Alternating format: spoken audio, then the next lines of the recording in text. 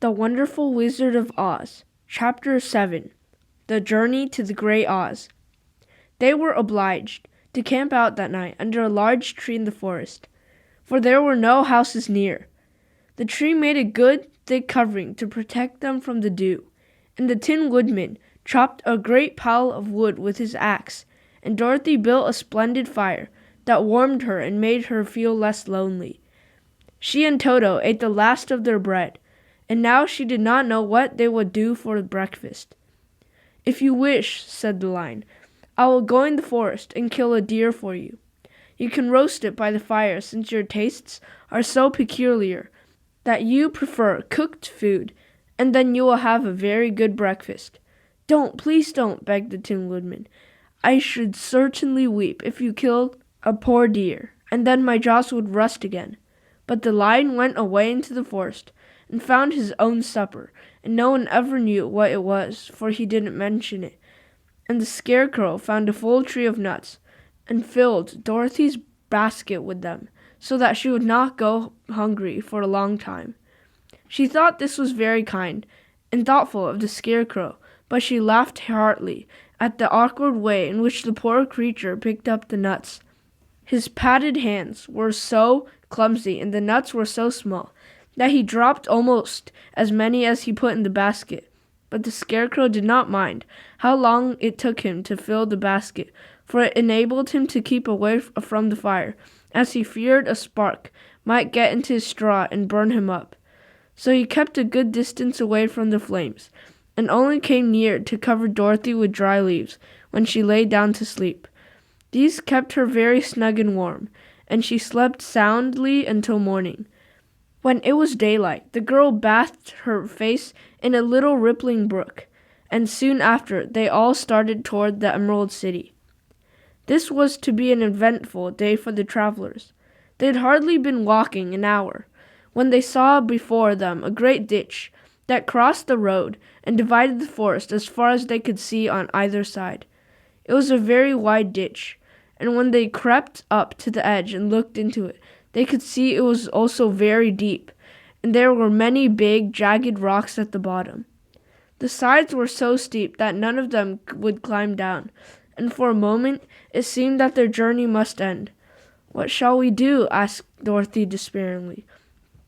"I haven't the faintest idea," said the Tin Woodman, and the Lion shook his shaggy mane and looked thoughtful. But the Scarecrow said, "We cannot fly, that is certain. Neither can we climb down into this great ditch. Therefore, if we cannot jump over it, we must stop where we are."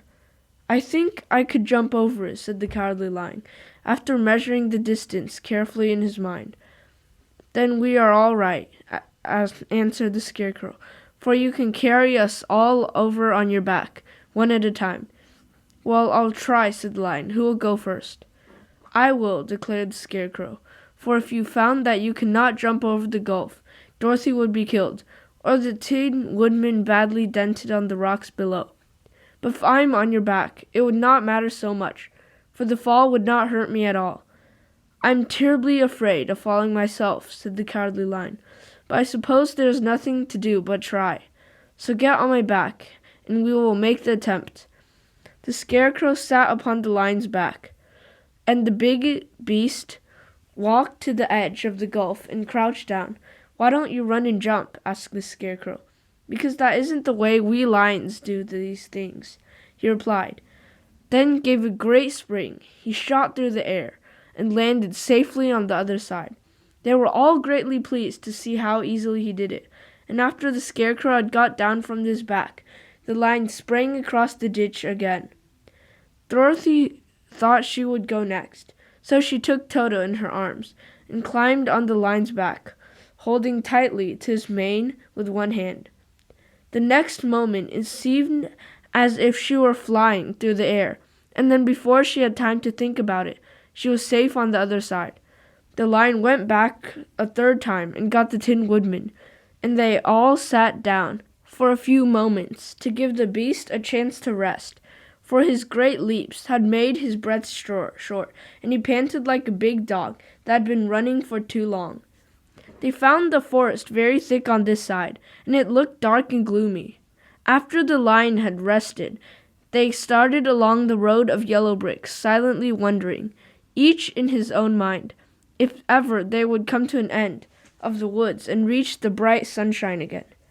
To add to their discomfort, they soon heard strange noises in the depths of the forest, and the line whispered to them that it was in the part of the country that the Kalidas lived.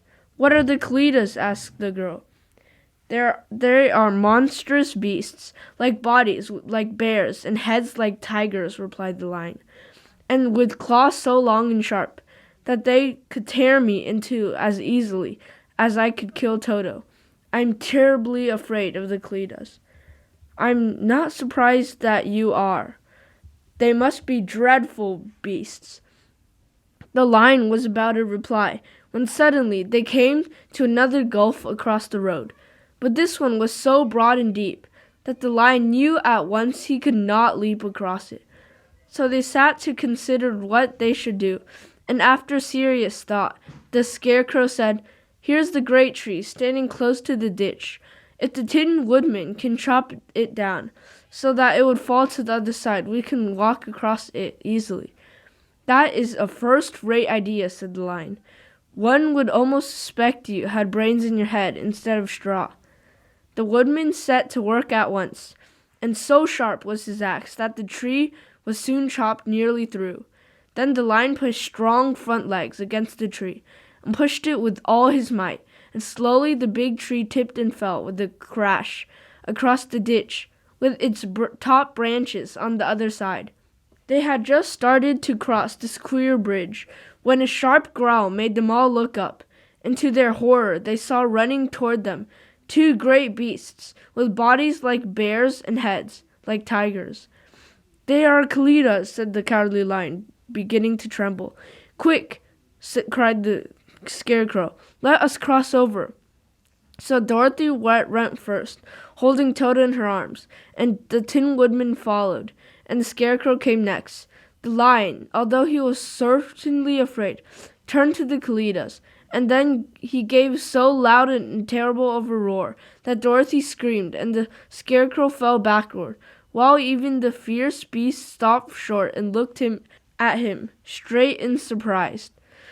But seeing they were bigger than the lion, and remembering that there were two of them, and only one of him, the Kalidas again rushed forward, and the lion crossed over the tree and turned to see what they would do next.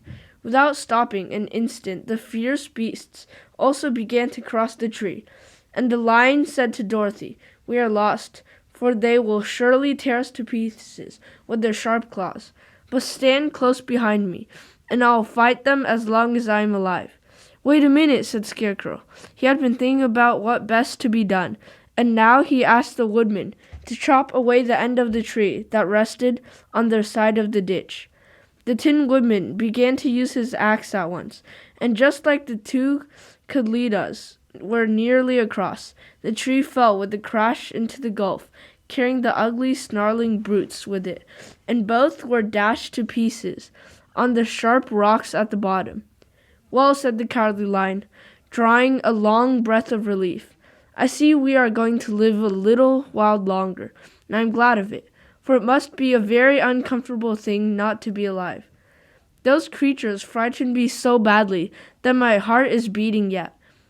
"Ah," said the Tin Woodman sadly, "I wish I had a heart to beat." This adventure made the travelers more anxious than ever to get out of the forest, and they walked so fast that Dorothy became tired and had to ride on the lion's back. To their great joy, the trees became thinner the farther they advanced, and in the afternoon they suddenly came upon a broad river flowing swiftly just before them.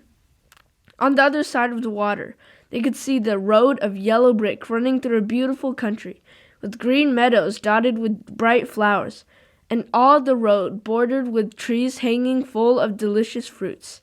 They were greatly pleased to see this delightful country before them.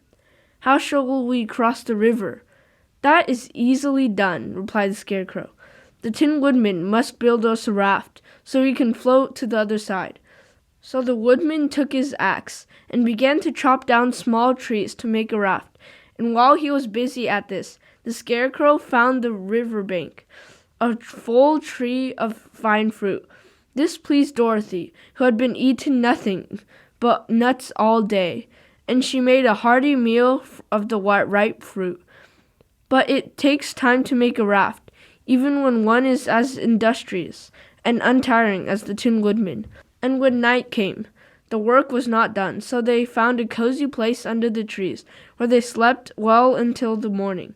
And Dorothy dreamed of the Emerald City, and of the good Wizard Oz, who would soon send her back to her own home again. This is the end of Chapter 7.